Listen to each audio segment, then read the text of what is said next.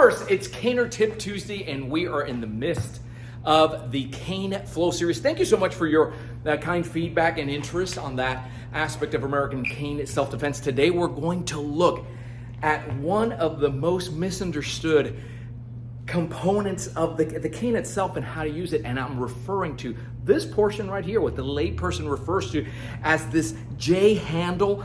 Proper use of this, well, it's for hooking around the neck, right? Well, I'm going to get into that because it's not like you think, but before we do that, a warm welcome to those of you who are here for the first time, as well as the faithful followers of the Cane Fist Way. Two things you want to do right off the bat. If you like the content, go ahead and hit the subscribe button and the little bell icon so that you don't miss any future content. And also, there's 2 free resources, no-cost resources you can avail yourself right now. First and foremost, most important, that no-cost cane clarity call. In less than 24 hours, we'll be on the phone with you listening to what attracts you to the cane training, anything about the cane culture. We'll answer all your questions and give you an actual plan so that you can make this thing real. You don't waste time and frustration of trying to figure things out on your own. What cane do I get? How do I get cane trained when I don't have instructors around? Does this okay? I don't have a warm body. Is it applied to solo training? All those questions. Get that straight from the onset. And number 2, if you're on Facebook, it's the first ACSD free group. All our private groups are to support those that are following our curriculums. But this one, look up CaneFlow. That's why we're doing this series right now. Look up CaneFlow and go ahead. You're invited to join us there. So, what makes, when you look at a cane, and in ACSD, we use a cane that has this, well, people look at it, it's kind of in the shape of a J when we're having conversations with people who are not part of the culture just yet. This is technically referred to as the horn out here and the crook to the inside. And, well, the horn can have something like a palm rest on it. This is an ACB 32. And, we say, sometimes we get orders for canes that say, I want a nice crook on there, but want it wide enough so that it can go around somebody's neck, because that's, when you look at it, this is what makes the cane unique, right? It's otherwise you take this out of here, it's a stick. That's it. We also don't use the derby style handles on there because you really limit the potential of the tool in the way that we like to use it, and I'll elaborate on that now real quick. But I'm going to show you 3 ways that we use in the flow, in CaneFlow in particular, and in ACSD, how we use this component of the cane to really make it effective. And the first one is going to be just in the plain handling. Why is handling important? Gosh, if you're a driver, if you're a basketball player, handling on them, this is just your ability, right, to maneuver this tool without really having to think about it too much. And this is what makes it what it is. We get practitioners. We love Filipino martial artists, Irish stick fighters, and anyone that's coming from the stick world, always welcome. And you try to put the templates, and some has some carryover, but this component of it is what makes it what it is. And so the ability to handle, to increase your handling and be ambidextrous with the tool, that is the first phase, the first component that you're going to look at in CaneFlow. Everybody loves to see the handling. And notice that I'm doing this looking right at you at the camera. I don't have to look down at the cane. I don't have to do any of that. And there's just, CaneFlow has its own list of handling that we do. It's a very specific way of doing things. So that's number 1. It increases your ability, your dominion over the tool. Again, I don't want to have to be, if this tool is leaning up against something, I don't want to have to be looking down to pick it up and then bring it up, and boy, it's not in the grip that I need. How do I turn it up? Oh, I don't have the time or the luxury. By the time you're trying to figure things out over here, things are happening. I can't afford to do that. So that's number 1, would be in the handling. Number 2 is in developing, say it with me, kinesthetic sense. This is very much a CaneFlow ACSD thing, and that is where, look at where the cane is at this stage. It's not in my hand, it's in my wrist. And the ability to go gripless as one drill and then put it right back in your hand and go. What it starts doing is it starts training your limbs, your forearms.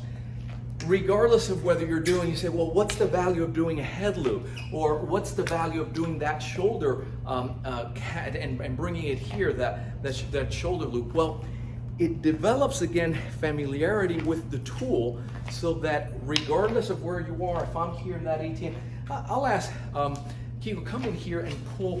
Look at the way I have this, right? Just real quick. Kiko, come in here. Kiko, just pull that cane. Yeah, he takes that. Go ahead. Just take it real quick, and now I have a situation. I wasn't looking. I'm not looking. He goes ahead and take that. Pull.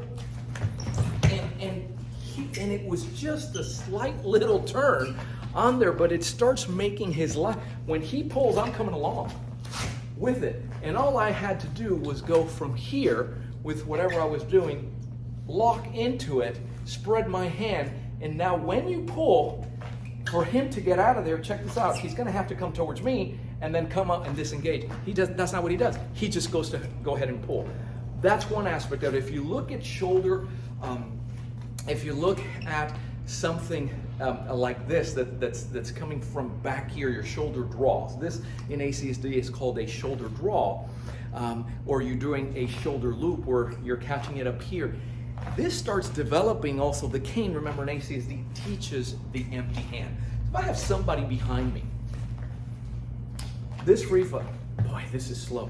Yeah, what do you want? Oh my goodness. He's gonna turn me around, boom. He's gonna go ahead and just, this is kind of slow.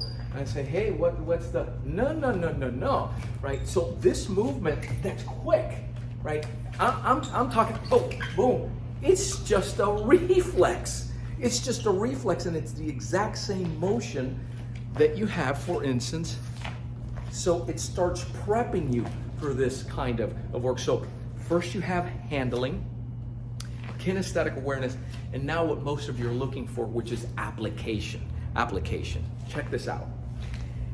So everybody that comes in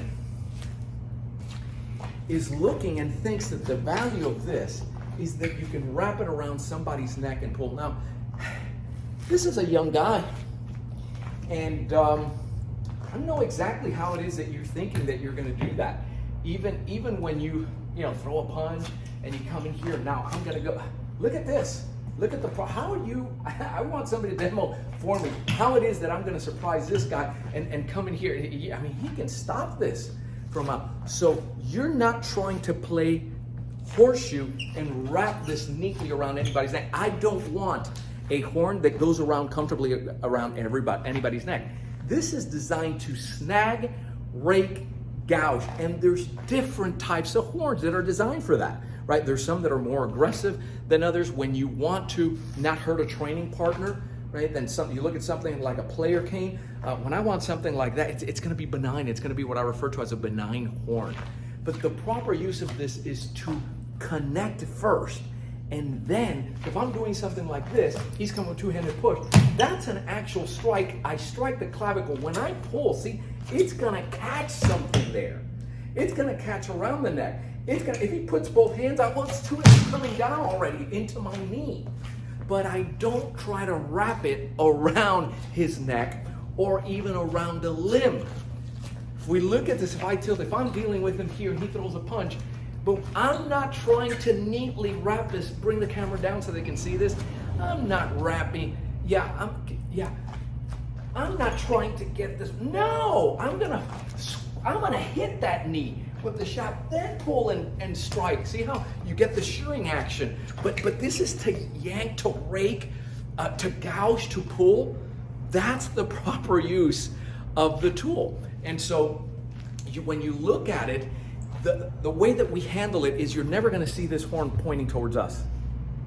Unless you have something like this and you're going to hammer down, unless you have a palm rest, the horn is there to protect you. It goes between you and the assailant. As a matter of fact, you're in a caner circle and you have caners dancing and flowing. And some of you don't even know what that is because you're just new to this CaneFlow. And I'll describe that in a future presentation. But those in the know have their cane up with the horn pointing away so that if a cane comes flying, because we all lose the cane, especially, we're human, it comes over here. This is here. Look at the extra reach. It's never pointing towards you. Okay, and so that's some insights on the proper use of the horn and the crook in something like CaneFlow. You're going to see it this way, right? The ability to come in and strike, choke up, and come down and strike from there. Yeah. So handling kinesthetic sense and application. Hey, where do you learn this? I gave you 2 resources at the beginning. Go ahead and plug into that. They're of no cost to you so that you can see if it's something that's going to be of value to you. But especially that call, text those letters CCC to 305-745-7839. We love talking to you at the 800 number. We have an 800 number where we actually answer the phone in this day and age. So we embrace technology. We love high tech, but we insist on being high touch. And a lot of times it's me answering that phone. Okay, so thanks always for watching. Keep caning. Stay safe.